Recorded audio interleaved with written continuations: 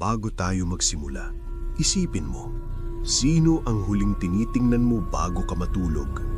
Baka siya na. Isang gabi, may narinig siyang hagighig sa ilalim ng kama niya. Akala niya, imahinasyon lang. Pero hindi ito basta tunog. Ito'y may pangalan at tinatawag siya. Si Mara, 15 taong gulang, ay nag-iisa sa kwarto. Tahimik ang bahay, lampas hating gabi. Biglang may marinig siyang mahinang hagighig mula sa ilalim ng kama. Siguro, pangarap lang ito. Bulong niya sa sarili. Bumangon siya. Unti-unting lumapit sa kama. Ngunit sa bawat hakbang, mas malakas ang hagighig.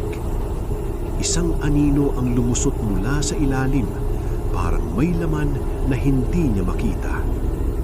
Parang sinusubaybayan ang bawat galaw niya. Halika, halika. Ang maririnig na bulong. Mara ay natataranta. Bawat boses ay parang tumatago sa utak niya. Nag-uulit ng kanyang pangalan.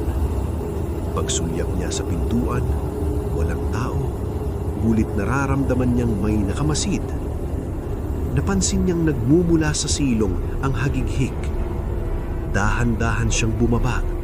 Pilit kinukontrol ang takot. Ngunit isang kamay ang humawak sa kanyang balikat. Paglingon niya, wala roon. Isang malamig na hangin ang dumaan, dala ang amoy ng lumang lumot.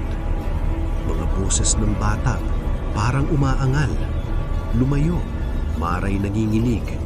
Bawat hakbang papalayo sa pintuan ay parang humahadlang sa kanya ang anino. Tumakbo siya sa labas niyang kwarto.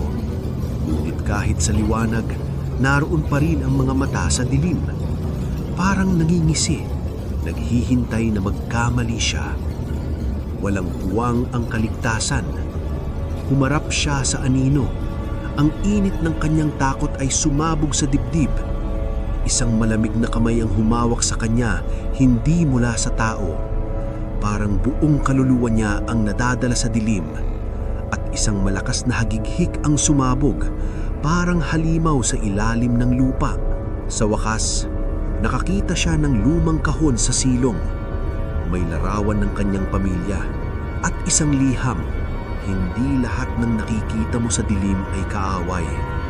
May ilan na nagbabantay kahit sa likod ng anino. Biglang naglaho ang anino at nahanap niya ang kaligtasan, hindi sa tao, kundi sa nakatagong presensya ng kanyang lolo na proteksyon pa rin kahit wala na sa mundo. Pero hindi doon natapos ang lahat. Dahil habang hawak ni Mara ang lumang kahon, may narinig siyang muli, hindi na hagighik, kundi pagmuyak. Parang may kinakain sa ilalim ng sahig. Unti-unting gumalaw ang sahig. Parang may pilit na lumalabas mula sa ilalim. At kasabay nito, isang boses. Pamilyar, mahina pero malinaw. Mara, nanlaki ang mata niya. Hindi iyon boses ng lolo niya. Hindi rin iyon sa kanya. Pero kamukha niya ang boses. At dahan-dahang lumabas ang isang nilalang mula sa ilalim. Isa pang Mara, pero hindi tao. Baluktot ang lieg, ngiting hindi kayang gawin ng normal na tao. At ang mata, parang matagal nang patay. Hindi siya ang nagbabantay sa iyo. Bulong nito. Biglang lumamig ang paligid. At sa likod ni Mara, tumayo ang isang matandang anyo.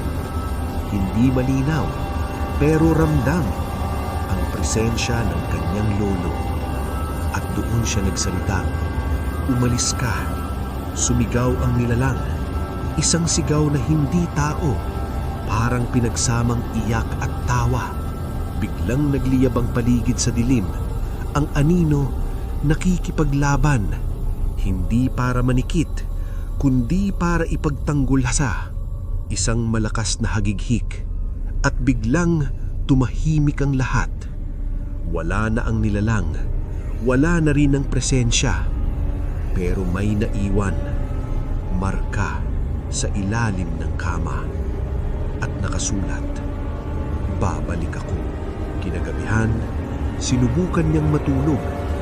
Tahimik, walang tunog, walang anino. Pero bago siya pumikit, may narinig siyang pamilyar na hagighik.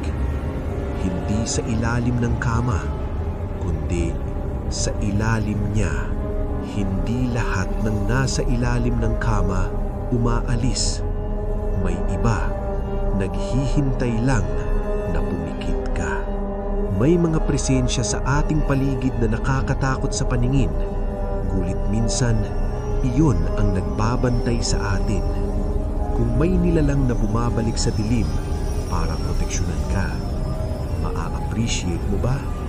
O matatakot ka sa katotohanan?